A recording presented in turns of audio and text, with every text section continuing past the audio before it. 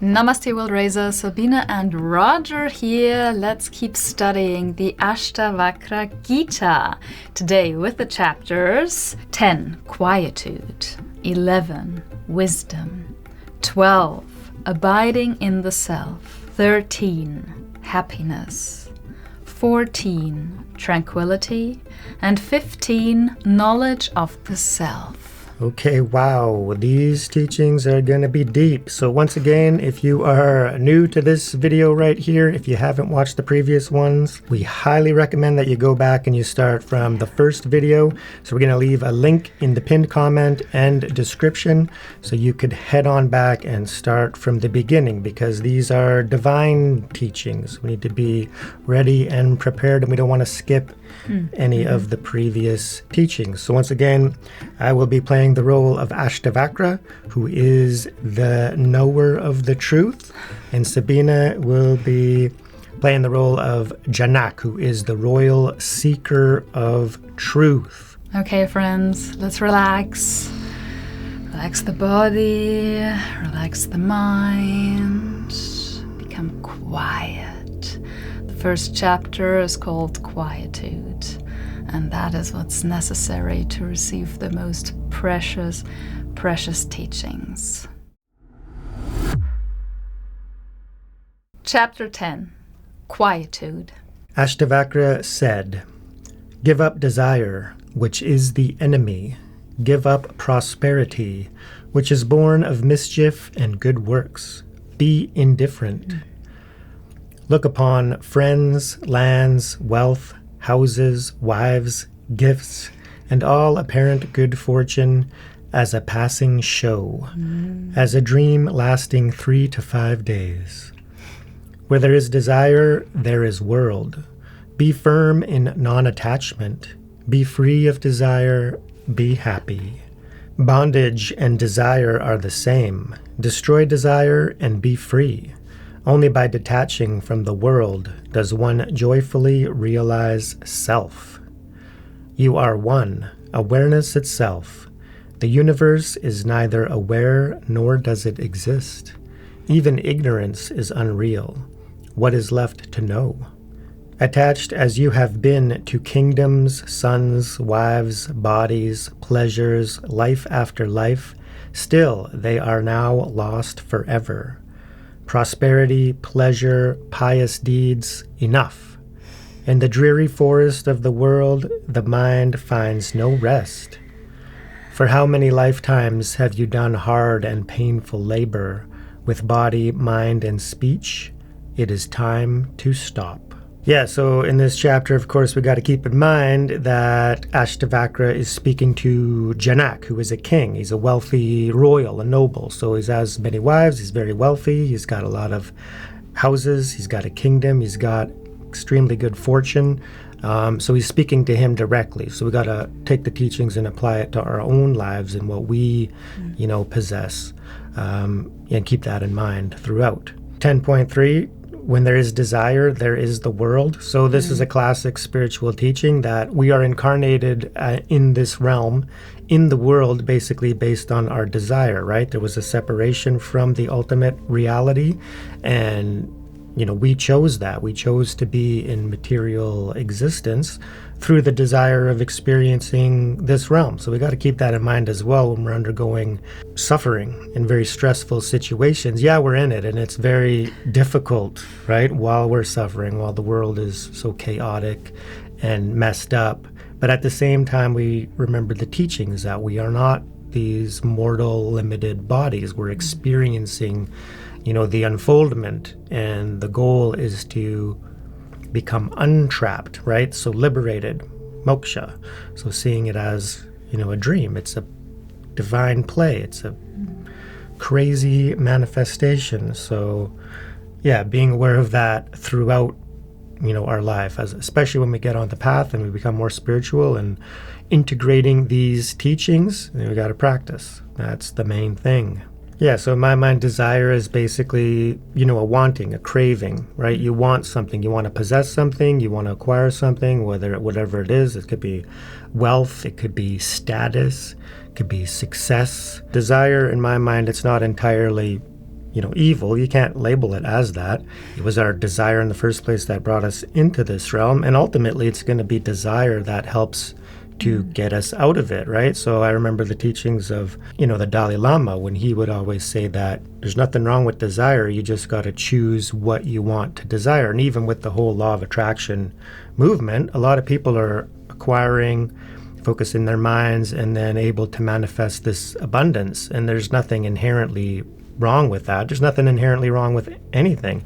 It just depends on what we're using our desire for, right? So if you use it in one way, not to say that it's bad or evil or anything, but it's going to lead you to acquire things that are very material. And that will also, if you're not also desiring this liberation at the same time, then you could become more trapped, in the cycle.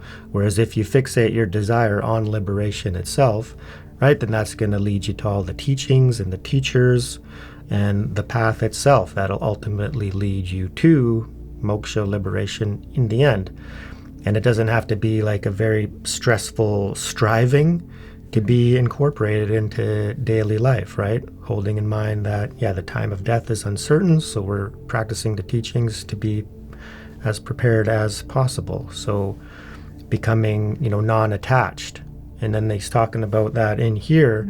So it's not to say that we're not in the world. So we got to remember conventionally, there's no getting around that. When we're in the world, we're incarnated beings. So we got to treat the world as such, right? So it exists conventionally, but ultimately, there's a greater reality beyond, and that's the reality that we're focused on. So we're very much in the world. So we're loving and kind, and we're caring and compassionate towards all sentient beings in the world at large, but we're not becoming, attached to it. 10.5, you are one, awareness itself. Universe is neither aware nor does it exist. This is very much leading into your consciousness and your awareness itself, because once you tap into that, then you'll realize that nothing can exist outside of it. If it wasn't for that, then you couldn't say that the universe exists. So literally the universe is within you, right?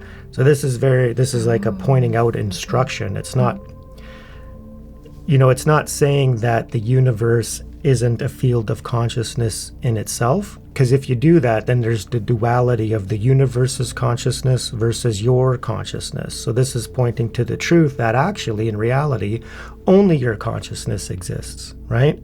And then you got to expand that to encapsulate the whole universe. Very, very deep, right? So at the same time, you want to be free with the definitions and terms and not be rigid and think that, I'm the center of the universe and then no other beings matter because they're all within me and then I'm ultimate. We got to keep the compassion in mind, right? So we all exist within each other, but ultimately we don't really know if anybody else is conscious other than ourselves, right? But then you don't want to fall into the extreme of, it's called like solipsism, where basically you believe that you're the only one that actually exists, right? So we want to steer clear of extremes at all times, but that's what it's pointing to. It's pointing to the predominant indwelling consciousness, the awareness within you is the only thing that you know that actually exists, right?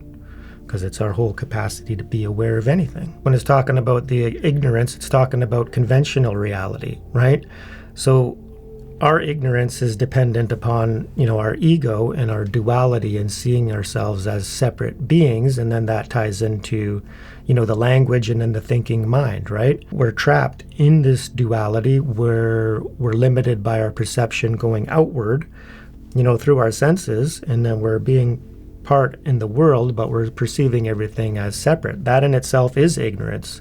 It's the ignorance of separation, right? And then language comes into play, and then all sorts of other factors and ideas and concepts based on our culture, our background, belief system, religion, family, upbringing, politics, the whole grind and milieu of, the world as it is right now. We're being influenced by all sorts of things, and we don't know the truth. Ultimately, you can't say that you do until you transcend this duality completely. So ignorance is there, but it's unreal in the sense that it's all a part of the material manifestation, just like the whole thing is unreal in reality. Ignorance is as well, right? It's a limited view. So what is left to know, it's saying there, right? So we're thinking that the stuff that we know, and then our ideas and concepts and our beliefs about this and that, is a knowingness. Like we go to school and then we study all these books and then we learn, when really it's just memorization, right?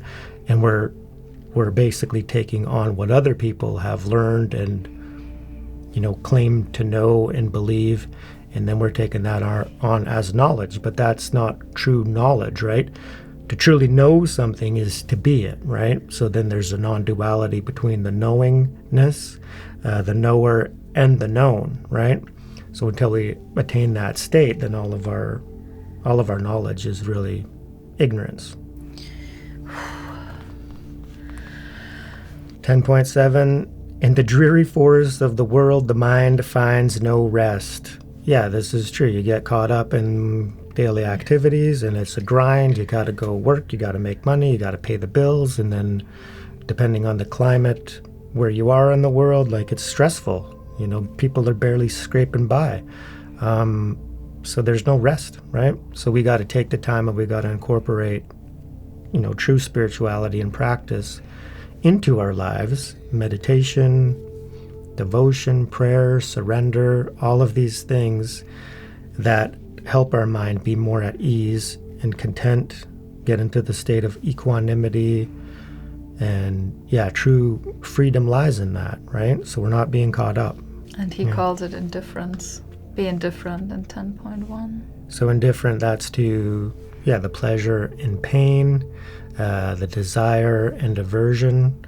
Mm-hmm. So you see it as a divine play, and there's going to be things coming at you, and then you got choices, right? So you got to make a decision, holding in mind, the highest good, even though it's very hard to discern sometimes. But then you got to trust your decision once you've made it, and then see it as a play. 10.8, for how many lifetimes have you done hard and painful labor? Yeah, it's a struggle, right? Just being in this realm, right? The material existence. Yeah, life is a struggle, right? It's suffering. Time to stop. Chapter 11, Wisdom. Existence, non-existence, change. This is the nature of things. Realizing this, stillness, serenity, and bliss naturally follow. One who knows for certain that self creates all and is alone becomes still, desireless, unattached. One who knows for certain that adversity and success come and go in obedience to destiny becomes content. He neither desires nor grieves. One who knows for certain that birth and death, happiness and misery come and go in obedience to destiny sees nothing to accomplish. He engages in non-action, and in action remains unattached. One who has realized that only by caring is misery caused in the world becomes free, happy, serene, desireless. I am not the body, nor is the body my possession. I am awareness itself. One who realizes this for certain has no memory of things done or left undone. There is only the absolute.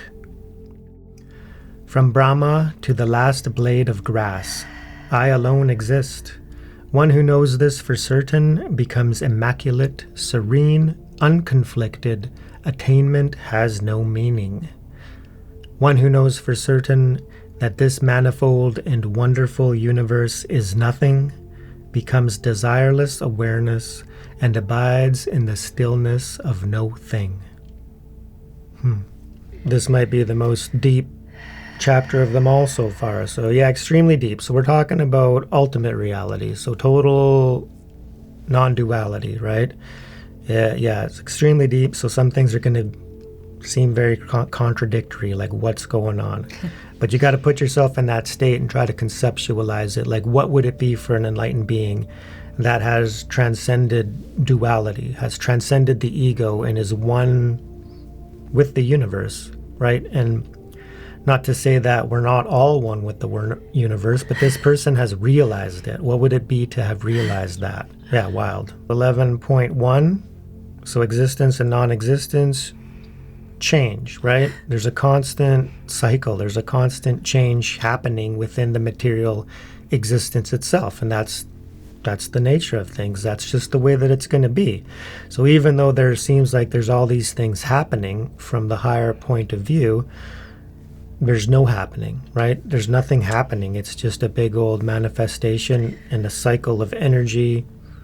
We know that it's not created or destroyed. It's just always constantly cycling, right? So settle into that and then, realize that that's all that's happening. And then the serenity and bliss, it's just is what it is. 11.2 knows for certain that self creates all and is alone.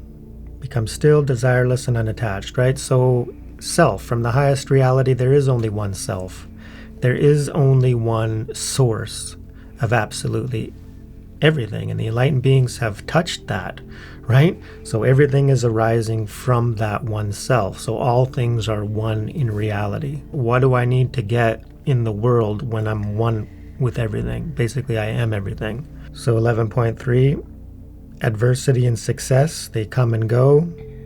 Obedience to destiny, you become content, right? So you got to keep in mind there's going to be karma at play. There's going to be, an ultimate end goal of your life, whether you're on the path or who knows when you came on the path in this lifetime, but there's going to be previous lifetimes, right? There's going to be, a destiny that's unfolding, right? So you're very accepting to that. Yeah, so knowing for certain birth and death, happiness and misery, these are just, fluctuations, of what is happening, right? So suffering versus bliss, right? It's coming and going, right? There's nothing to accomplish because everything is manifesting as its own. So you're becoming detached, and a good way to do that is to be surrendered, right? So you're surrendering the fruits of your action even while you're performing action, right? So non-action, it appears that you're doing nothing, but in reality, there is no non-action, right? So to even perform a non-action is action because you're choosing not to do something, and that's the action of doing it, right? So non-action and action, they're happening, right? And you got to remain unattached to the fruits of the results and see it as, there's a mode of material nature engaging with the world, right? The body is going to do what it needs to do to survive. But then there's this equanimity that is like, okay, well, it doesn't matter what the body is doing, right? So it's just all a manifestation. 11.5 is a juicy one. Yeah, totally. Only by caring is misery caused in the world, right? So it really needs to be understood. Yeah, if you realize that, you become free, happy, serene, desireless. So the way I understand this is it's our caring and compassionate nature that's leading us to want to do actions like this do-gooderism, like we got to go save others, we got to go save the world.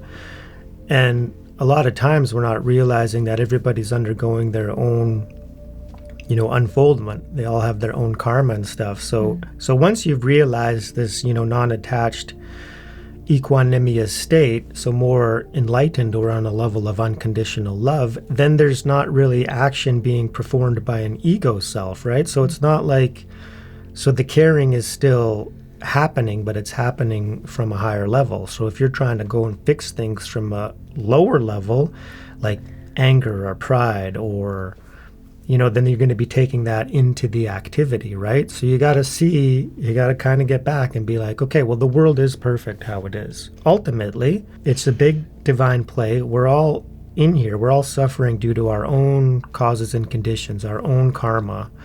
And in reality, we got to keep in mind the highest teachings that we're divine beings, we're souls, we're immortal, right? We're immaculate, pristine.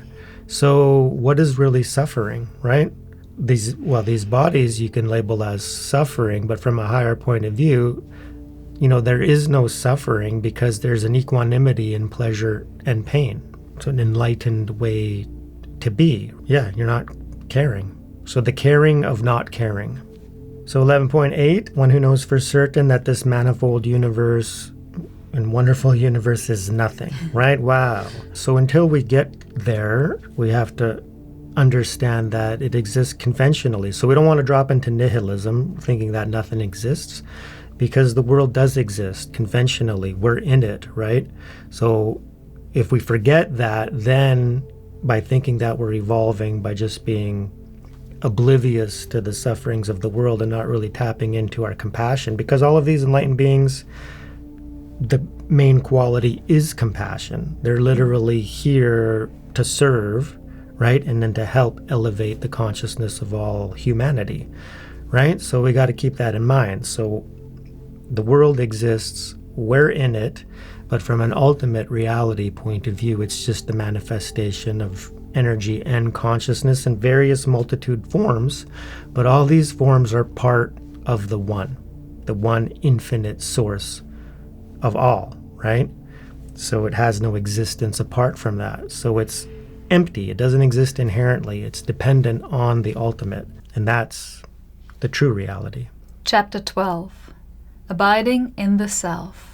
Becoming first intolerant of action, then of excessive speech, then of thought itself, I come to be here. Neither sounds nor other sense perceptions attract my attention. Even the self is unperceived. The mind is free, undistracted, one-pointed, and here I am. Effort is required to concentrate a distracted mind, superimposed with illusion. Knowing this, I remain here. Nothing to reject, nothing to accept. No joy, no sorrow. Lord God, I am here. The 4 stages of life. Life without stages. Meditation, renunciation, objects of mind. Nothing but distractions. I am forever here. Doing and not doing both arise from ignorance. I know this, and I am here. Thinking of the unthinkable one unavoidably conjures thought. I choose no thought and remain here. Blessed is he who attains this by effort. Blessed is he who is such by nature. Nice. Janaka. Wow. Very blessed. Yeah, so 12.1, very much getting into the renounced state. So going into this deep state of meditation, so you're letting go of action, speech, thought, and you're resting.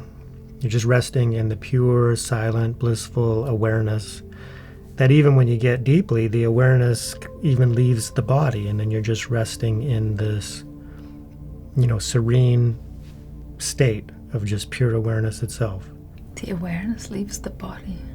Well, it doesn't leave the body. It's just more resting in the ocean of awareness itself, right? 12.2, neither sounds nor other sense perceptions attract my attention, right? So you're more focused inward, right? You're kind of detaching from the other sense faculties that are outward focused, right? And then you're just resting in the self to the point where it says even the self is unperceived, right? So maybe in this case, thinking of identity like ego self, you're just not focusing on any of that, and then you're just resting in the the bliss of beingness itself, which is beyond perception of the sense faculties, right, including the ego mind. So yeah, it's a high state of meditation for sure. What if he's not talking about the ego mind because it's a capital S and he's going even beyond where he doesn't even perceive the higher self? Well, in this sense, it's got to be kind of like, the label of that. So if you're holding on to the self as being, God or this light or, the truth, so you're letting go of all of that, because even in the higher states, it can still be a concept. So you're letting go of all concepts completely, and then you're just resting in the beingness itself. So you're not labeling it as me, as that is my higher true self. Because as soon as you label it as something, then you've created the duality of, am I really that? or am I perceiving it as still separate from me? So in the state of just pure non-duality, where the knowingness, the knower, and the known are one, there's just an incredibly pure beingness, right? So you're not labeling your higher self as being your higher self, because as soon as you do that, then you're admitting that you're still in the lower self. So you're not labeling it, right? It's just a pure, undifferentiated consciousness that is one with everything. So 12.3, I like this one. Effort is required, right? So some people will say that, yeah, at a certain point, yeah, you got to let go of the effort and then just rest and be. But up to that point, especially if you're new to meditation and stuff, then yeah, it's going to take effort. You got to practice. You got to get on the gradual path. Start slowly, focus the mind, rest the mind, try to be free of thoughts incrementally, right? That's going to be difficult, right? But eventually it becomes easier and easier, right? Yeah, to concentrate a distracted mind, superimposed with illusion, right? We're living in this conceptual framework, right? And yeah, the mind is doing its own thing most of the time, right? So knowing this, I remain here. Effort, focusing on the practice, fundamental. And then 12.4, nothing to reject and nothing to accept. So you're being lenient and you're not being hard on yourself, especially in the early stages of meditation. You're understanding that. It's important, right? Very important. If the mind gets distracted, it's okay. You come back, right? Because what we don't want to do is start getting angry while you're meditating, right? Yeah, so no joy, no sorrow. Lord God, I am here, present, doing my best.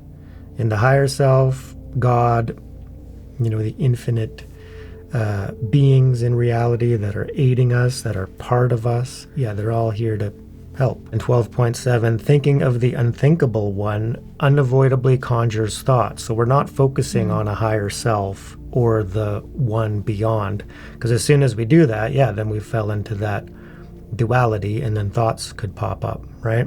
So choose no thought and remain here. This is just the pure beingness, right? We've got to let go of conceptual thought and thinking that we're separate from what we're trying to attain. Like even the goal isn't separate from our true self. The Buddha nature is here. It's always present. The infinite light of consciousness within us is always right here. It's always right now, right? So we just need to realize it. 12.8, blessed is he who attains this by effort. Blessed is he who is such by nature, right? So we're using our effort. We're setting a time and a schedule to practice, and then we are advancing. We're realizing in deeper, deeper levels until we have reached the suchness. Chapter 13. Happiness. The tranquil state of knowing self alone is rare, even among those who own but a loincloth. I therefore neither renounce nor accept, and am happy. The body is strained by practices, the tongue tires of scripture, the mind numbs with meditation. Detached from all this, I live as I am. Realizing that nothing is done, I do what comes and am happy. Yogis who preach either effort or non-effort are still attached to the body. I neither dissociate nor associate with any of that and am happy. I have nothing to gain or lose by standing, walking, or sitting down. So whether I stand, walk, or sit, I am happy. I do not lose by sleeping, nor attain by effort.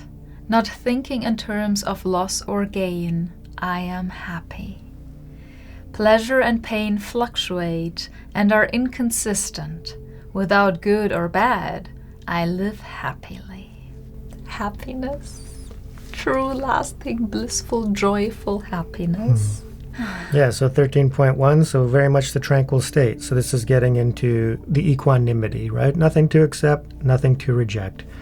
Just pure beingness, and things are going to happen, obviously, but it doesn't matter what happens, right, in this state. Yes. It is what it is, right?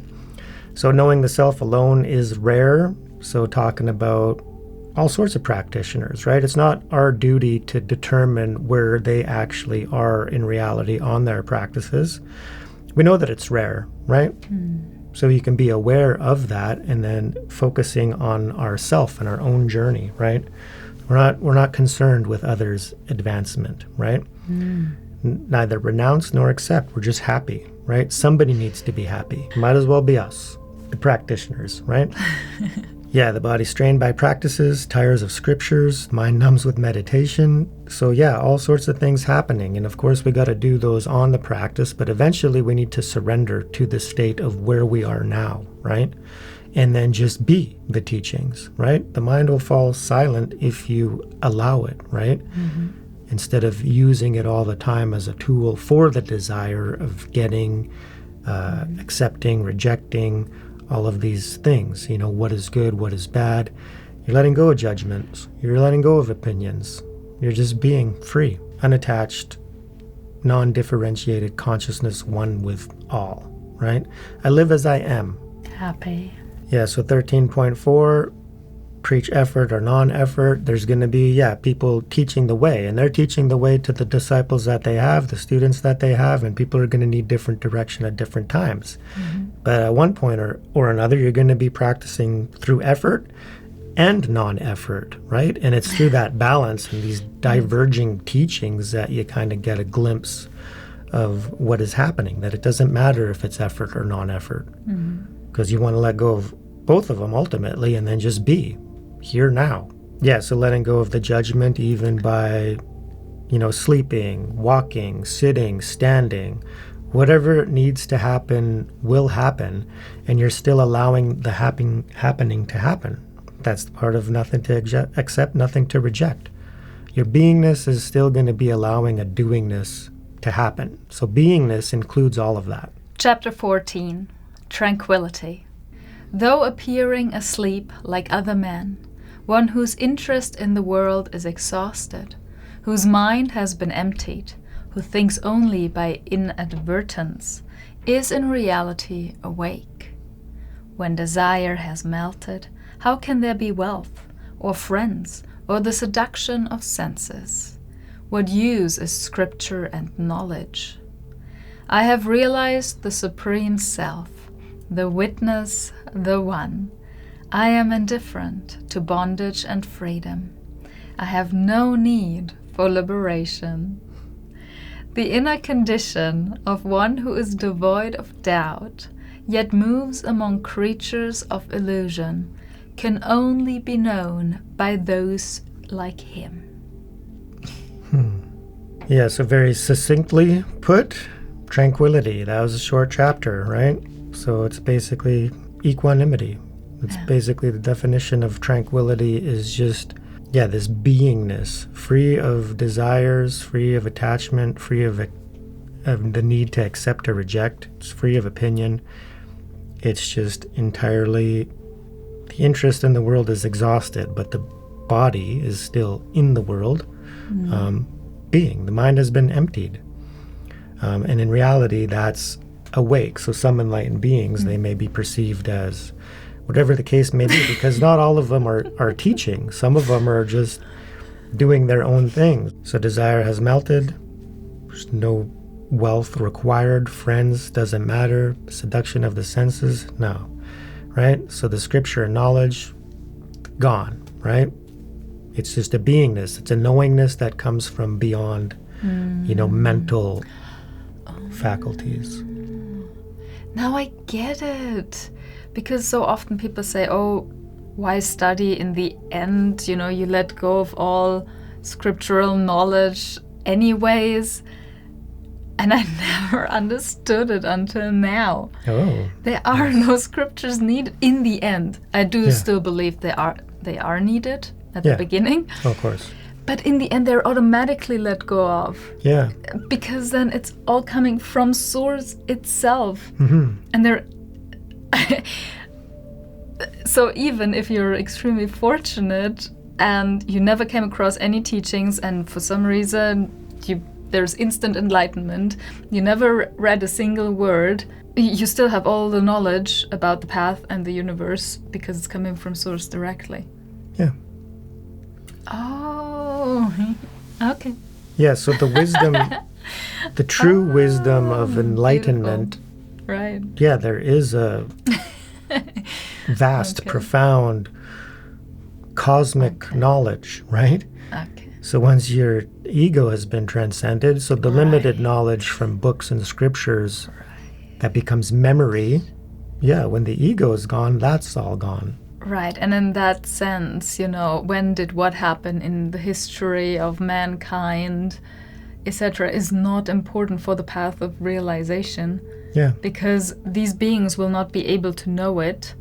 Well, they might, but they will only teachings literally the path to self-realization. Yeah, that's why the most important thing is, we think about even the past and where did these teachings come from, and then we want to ingrain those teachings in culture and history. But teachings of ultimate reality are beyond the past. They're beyond the origin, right? Because they're coming from a cosmic source. They're literally downloaded through enlightened beings, and then they're sharing that wisdom, which is timeless, right? Which is why the teachings are always, always, always the most important thing. Like Lord Buddha taught that very directly, that out of the three jewels, the teachings are the most important because that's what's going to allow people to liberate themselves, right? So we need to let go of the debates of this teaching is better and this teaching came from here and this teaching came from him and he's not as good as this person. And it's like, you need to let go of all of that because we don't know which teaching is going to be most beneficial for which seeker, right? So that's why we let go of thinking that our path is the best. Our path is our path, right? Other people's path is their path. And we got to allow that because it's all one gigantic manifestation and it looks like it's very messy, but we need to retract our opinion of that and see it as this one beautiful cosmic chaos.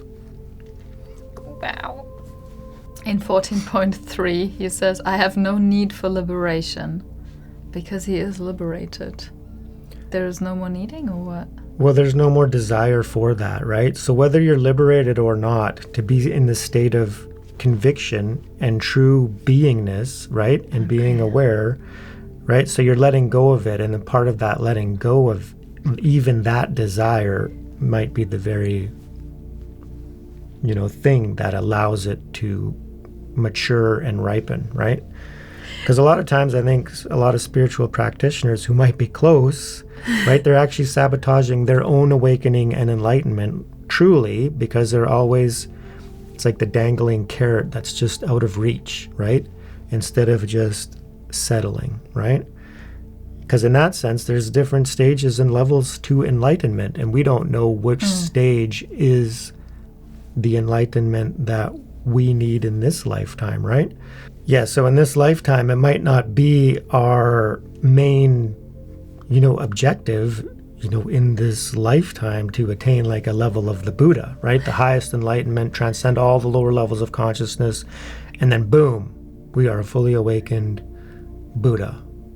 Highest level of consciousness possible in human form, right? It might be enough for us and our mission in this incarnation to get to level of love or unconditional love, right? So, which is incredibly high as well. And it's actually something that is attainable by all of us in this lifetime. Chapter 15, Knowledge of the Self. Ashtavakra said, a man of open intuition may realize the self upon hearing a casual instruction, while a man of cluttered intellect inquires bewildered for a lifetime. Aversion to the world's offerings is liberation. Attraction to the world's offerings is the suffering of bondage. This is the truth. Now do as you please.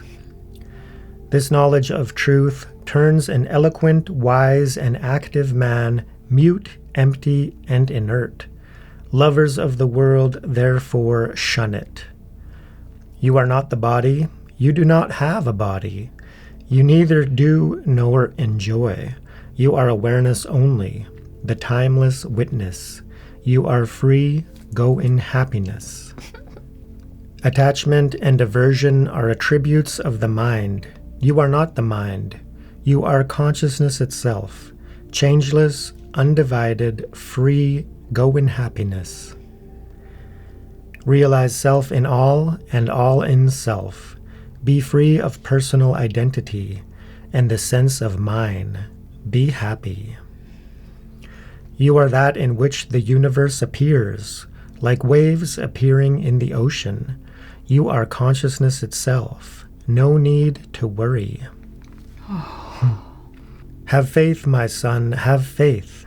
You are awareness alone, the self, the one. You are the Lord of nature. The body is made of worldly stuff. It comes, it lingers, it goes. The self neither comes nor goes, yet remains. Why mourn the body? If the body lasts until the end of time or perishes today, is there gain or loss for you? You who are awareness. Let the waves of the universe rise and fall as they will. You have nothing to gain or lose. You are the ocean. You are the substance of consciousness. The world is you. Who is it that thinks he can accept or reject it? And where does he stand? In you, who are one, immaculate, still awareness, from where can birth, action, or a separate person arise? Whatever you perceive is you and you alone. How can bracelets, armlets, and anklets be other than the gold they are made of? Leave behind such distinctions as I am he, the self, and I am not this. Consider everything self. Be desireless, be happy. Your ignorance alone creates the universe. In reality, one alone exists. There is no person or God other than you. One who knows for certain that the universe is illusion, a no thing, becomes desireless, pure awareness, and finds peace in the existence of nothing. Wow. In the ocean of existence, only one is, was, and ever will be. You are neither bound nor free. Live content and happy. Do not stir the mind with yes or no. You are pure consciousness. Be still and abide in the bliss of self. Give up completely all contemplation. Hold nothing in the mind or heart. You are the self, forever free. Of what use is thinking to you? So yeah, knowledge of the self, getting very deep and understanding that there is only one thing in reality, right? And then you can call that God, you can call that truth, you can call that the source of absolutely everything. But ultimately, even when you look into it, the only way that you can experience of that is through your own light, through your own consciousness, through your own awareness. So ultimately, that awareness is one with the ultimate reality. It has to be. Yeah, so realizing that that knowledge of the self is knowledge of God, right? Is knowledge of the highest reality. Yeah, and then 15.1, so important. That's that, beginner's mind, and then maintaining that, right? So you're open. You have to be open. So an open intuition, some people, they'll go and they get pointing out instructions for the very first time, and then they'll have a glimpse, of ultimate reality, and then they'll be seeking it, for the remainder of that lifetime, right? Happens to a few people, right? So then otherwise, cluttered intellect. So if you're already full of opinions and beliefs, thinking that and then you were raised in this religion, but even if you got angry with it and then you denounced it and then you went somewhere else for teachings, the intellect gets very cluttered, right? It gets very biased and partial, especially if there's trauma there, right? So you want to be right off the hop, just let go of that, right? And then be, beginner's mind. It's like, open. Got to be open to these teachings. Yeah, aversion to the world's offerings is liberation, right? So we're understanding that our true source is beyond the world, right? Not to say that we're getting mad at the world or, denouncing the world and not wanting to have anything to do with the world and then hating the world, despising the world, shunning the world. No, our focus is beyond the world, right? The inward self, right? And then whatever happens is going to transpire from a more enlightened state. Mm-hmm. So we got to be free of all the dualities, right? There's nothing to accept or reject. Be free. 15.3, there's enough spiritual wisdom and truth, even found in the religions of the world, right? That you got to inquire a little bit sometimes about why is there not more enlightened beings? Mm. Why is this world already not a pure land full of enlightenment and bliss and joy and everybody's one with reality and free? And it's because it's very difficult to get to that stage where you're ready to renounce and surrender onto the highest truth. 15.7, you are that in which the universe appears, right? So the highest supreme source of absolutely everything is this awareness, consciousness, right? If it wasn't for that, nothing would exist. So very, very clear. Your awareness alone, the self, the one, Lord of nature. 15.12, you are the substance of consciousness. The world is you. Who is it that thinks he can accept or reject it? And where does he stand? Can you touch on that? Ultimate reality, once again, yours pure consciousness, pure beingness, pure awareness that is aware of everything happening through your sense faculties, at all times. And then ultimately in the enlightened state, you're going to be aware that this awareness pervades everything. The whole universe is literally inside of you. So the world is you, right? So the manifestation of all things in the world, and this is how enlightened beings perceive it, right? That's why when they see somebody, it's like the light of consciousness recognizes the light of consciousness in the other being, and then there's a oneness there. There's a recognition, right? So literally all sentient beings are the same consciousness, right? So the world is you. Yeah, so once again, this idea of accepting or rejecting. Who is that even has the capacity to accept or reject anything?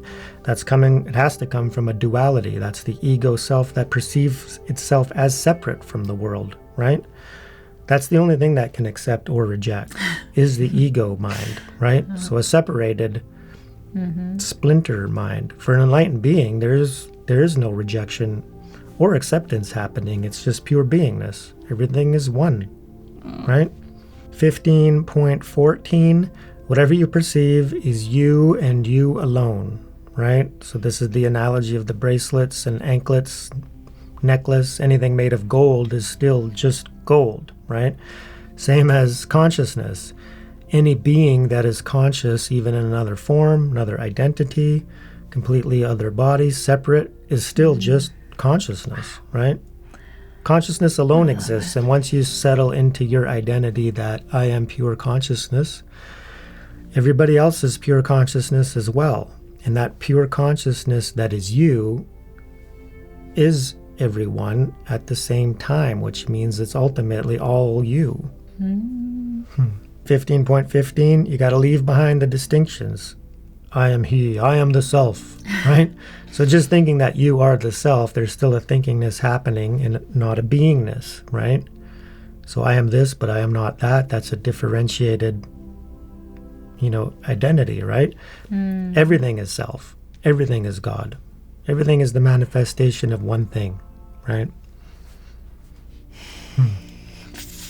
It's mind-blowing once you start grasping it on different levels, right? Like we can hear these words and it's like, oh yeah, we're all one, right?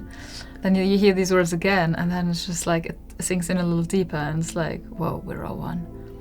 And then eventually it sinks in a little bit deeper. It's just like, holy, we're one. And it's just like, and eventually you experience it fully, like Janaki. And it's like, we're one. So 15.17, one who knows for certain the universe is illusion, right? It's a manifestation. It's like it's a cosmic play. It's like a rainbow, a water bubble. It's like the waves on the ocean. It's a no thing. It doesn't exist inherently from its own side. It doesn't have its own power. It's entirely dependent on the consciousness, the awareness that is manifesting as all things, right? Yeah, so you find peace in the existence of nothing, right? There's nothing really here. Everything literally is in our minds. Every single thing arose, especially like a created thing like a cup or something, initially arose from mind alone, right? It was first a thought, a creative impulse. So the whole universe is mind alone. Yeah, 15.20. So of course you need contemplation. You got to try to grasp and understand these teachings up until a point. But it seems like in this, of course, Janaka is ripe for it, to let go of the contemplations. You've contemplated enough. It's time to be free. Give up completely, right? Hold nothing in the mind or heart. You're just letting go of all of it. You're letting go of the ego grasping, the thinking mind, and you're just settling into this pure beingness, which is the self, but you're not even labeling it as that. It's just a pure, free, liberated consciousness, beingness, one with everything. Of what use is thinking? There's nothing to think about. Thank you, Roger, for your commentary. Welcome. Once again. It's really extraordinary. Very extraordinary. Thank you for studying the Ashtavakra Gita with us, friends. It's, wow, one of my favorite texts of all times. So Definitely one of the deepest that I've ever studied. Yeah, it's just like every verse is a pointing out instruction. Yeah, right. Yeah. It's so concise. It's probably the most concise and highest teachings I ever read. It's just point blank, right? Yeah. So it's totally a divine conversation. Enlightened being basically teaching a disciple that is really, really ripe, right on the cusp, like ready, right?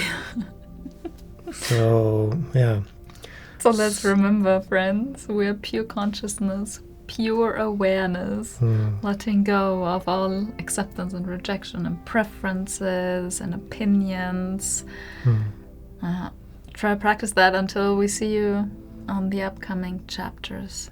Oh yes, we just gotta be. You are that. You are me. So let me know which part of me is realizing the meanness of me in this moment, and that you're all a part of me. Is that enlightenment or is that ego? Good one. So anyways, we are one, and we absolutely love you guys. Anybody who made it to the end of this video with us, practicing and studying these teachings, my hat's off to you. We need more beings pursuing the truth and trying to live it and be it, accepting our true nature. There's no point in denying it. We gotta be it. Thank you all so much for joining us for this incredibly deep and profound text. And the whole reason why we are studying such things is to raise ourselves and raise the perfect world. Thank you.